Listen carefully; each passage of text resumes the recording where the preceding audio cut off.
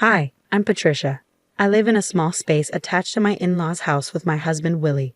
While I stay in this small area alone, Willie lives in the main house with his parents.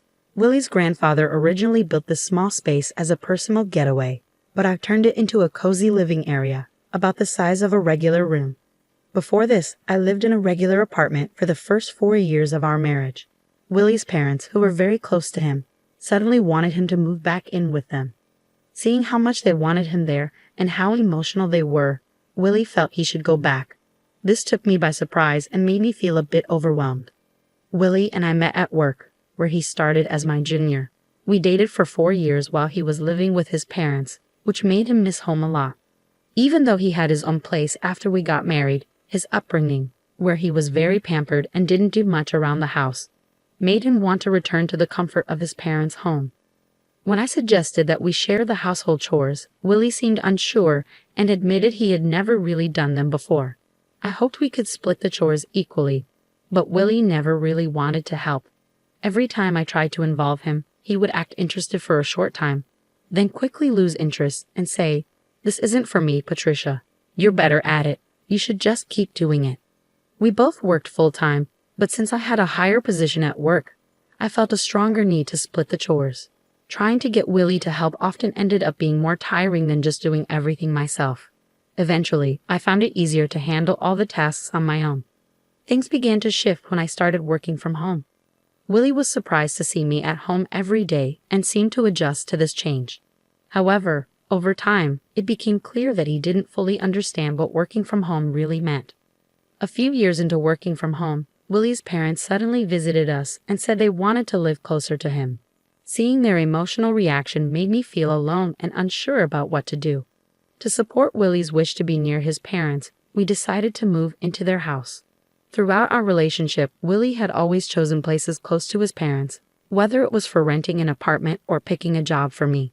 Since I was working remotely, where we lived wasn't as important, but Willie's choices often meant we had to move and sometimes even leave our jobs. When we moved into his parents' home, Willie's mother thanked me, saying, "Thank you for taking care of Willie all this time. From now on, I will take good care of him, Patricia. You handle everything else." At first, I thought this meant I'd be free from taking care of Willie, but I soon realized her real plan. She started taking care of Willie's specific needs, making special meals for him, washing and ironing only his clothes, keeping his shoes and belongings clean, and buying things just for him. Meanwhile, all the other household chores, like cooking and laundry for everyone else, became my responsibility. Even though I was working full-time, I ended up handling not just our daily chores, but also keeping a larger family home clean. This new setup made me feel unhappy and overwhelmed. While Willie and his parents seemed happy, I felt like my responsibilities had only increased. One day while cleaning, my father-in-law approached me with an awkward request. He asked, "Patricia, could you help with some money?" I was confused, so I asked him to explain. He said he found it hard to ask Willie for money, adding Willie has worked hard, and it's tough to ask him for financial help. This made the situation even more complicated, showing how unevenly chores and financial responsibilities were divided. Willie and I had previously agreed to share expenses like rent and other costs. However, when we went shopping, Willie often convinced me to pay for various things, including extras like alcohol, clothes, and accessories. When I was hesitant, he would act immaturely and accuse me of being stingy.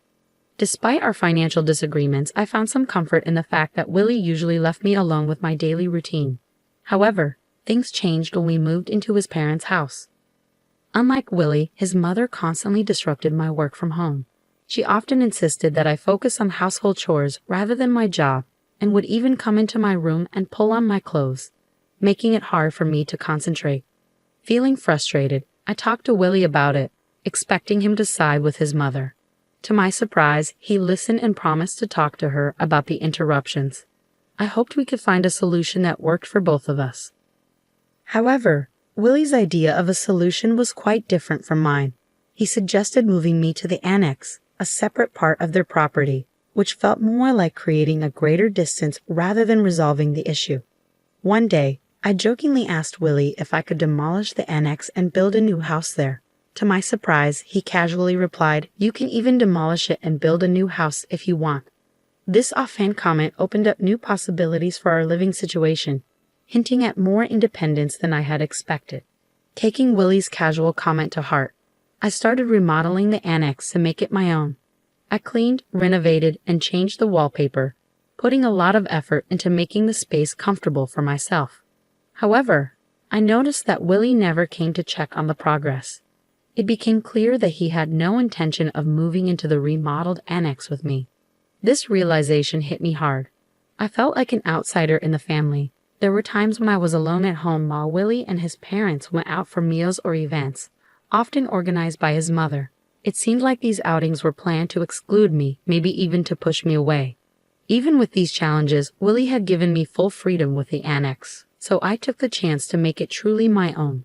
I threw myself into DIY projects, adding shelves and personalizing every corner. Interestingly, after I moved into the annex, neither Willie nor his parents ever visited. Even though they must have known about the changes, they showed no interest in what I was doing, making me feel even more like I was no longer part of the family. Living away from the main house and without Willie's mother constantly around, I started to enjoy my new independence. It felt almost like living alone, which was surprisingly freeing. I appreciated that being in the annex kept her from interfering with my work. During the renovation, I installed new locks and made sure the annex was secure, making it my personal retreat. I made sure that no one, including Willie or his parents, could enter without my permission. This newfound privacy made me wonder if this separation might actually be a blessing. However, it seemed my mother-in-law noticed my growing distance and wasn't going to let me find peace easily. Unable to put up with her behavior any longer, I found myself unsure about what to do next. As I settled into the renovated annex, her attempts to drive me away became more obvious. She started with small annoyances, like leaving trash in front of my annex instead of at the collection site. Sometimes she would host barbecues in the garden and deliberately leave me out, making sure the smell of the grilled meat reached my space. Despite her attempts to push me out, I couldn't help but find her efforts amusing. One day, she called me to the main house, claiming she had leftover meat and potatoes for me. Suspecting there was more to her invitation, I went over. When I arrived, she was alone in the living room and dramatically placed a divorce paper on the table. It was clear that her real intention was to force me into signing the document, knowing Willie would agree to whatever she wanted.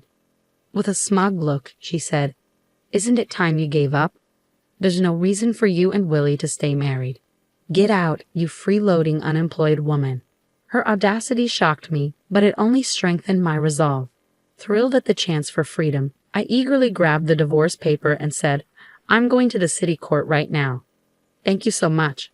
My mother-in-law, expecting me to resist, was stunned by my unexpected eagerness. After filing the divorce papers at the city court, I quickly packed my things. I went to inform Willie's mother that the divorce was finalized. I told her I would leave the renovated cabin as it was and that she could do with it as she pleased. My positive attitude about leaving seemed to surprise her, even though she wished me luck as I left. When Willie and his father saw I was really leaving, they were concerned and asked, "Are you going? What will we do without Patricia?" I smiled and thanked them for letting me use the cabin. I explained that, since we were now divorced, it was time for me to move on. As I packed up my things, I moved into a luxury apartment I had been planning for some time. Soon after I settled into my new place, my mother-in-law called. She sounded awkward as she began, "Patricia." I cheerfully answered and asked, "What's up? How's everything with the cabin?" She switched to a more serious tone, talking about finances. She mentioned that Willie had told her I was giving his father $5,000 a month. I confirmed this and told her that despite her earlier belief that I was an unemployed freeloader, I was actually gainfully employed. Her surprise was clear. She had thought I had quit my job. I quickly set the record straight, telling my mother-in-law that I hadn't just left my old job. I had actually become the president of a new company. This company was leading the way in remote work systems, and she seemed both disbelieving and confused. It hit me that Willie, too, seemed unaware of my professional success, showing just how distant we had become, both physically and in how we saw each other. It was clear he never fully embraced his role as a husband since moving in with his parents. Then she asked about my earnings, wondering if my new role had increased my income. I casually mentioned that I was making about $3 million. I exaggerated a bit to avoid getting into the details of my actual earnings. Seizing on this, she asked, "With that much money, could you lend us some? Your father-in-law was laid off and kept it hidden. We've been managing with the $5,000 you've been giving us, but neither Willie nor I knew about his job loss." This explained a previous conversation with my father-in-law, where he said it was hard to ask his son for money. I realized now that his earlier comments were likely a tactic to get financial support from me, assuming my new job meant I had a lot of money. This move, though clever, made the financial expectations of Willie's family clearer and how they viewed me. At our old company, they cleverly managed to get $5,000 a month from me, claiming it was for shared expenses. I didn't mind much at the time because it let me live peacefully in the quiet cabin. But now, being divorced from Willie, I had no reason to stay connected to his family. When I mentioned this, my mother-in-law urgently begged me, saying, "That's not true. To me and Willie, you're still family. Please come back." I immediately declined, knowing I would only be used again. Returning to Willie offered no advantages. We were now strangers, and it felt awkward for them to still consider me family when they had pushed me away. I'm really enjoying my life on my own now. It feels much like when I was married and mostly living alone. Except now I spend money on myself and don't have $5,000 siphoned off every month. I prefer this new life. I ended the call with a firm goodbye, surprised they thought I'd come back. My mother-in-law's plea seemed like a last-ditch effort. Willie's salary wasn't great, and he often avoided responsibilities, saying, "I can't do it," and passing tasks to others. This made him unreliable both personally and professionally. With his father laid off and his mother a housewife, they couldn't keep up with the large house and had to sell it. Now, all three of them are living in the cabin I renovated. It's perfect for one person but likely cramped for three. Since then, I haven't thought much about them. I'm enjoying my life peacefully, relishing the solitude and freedom that come with my new independence.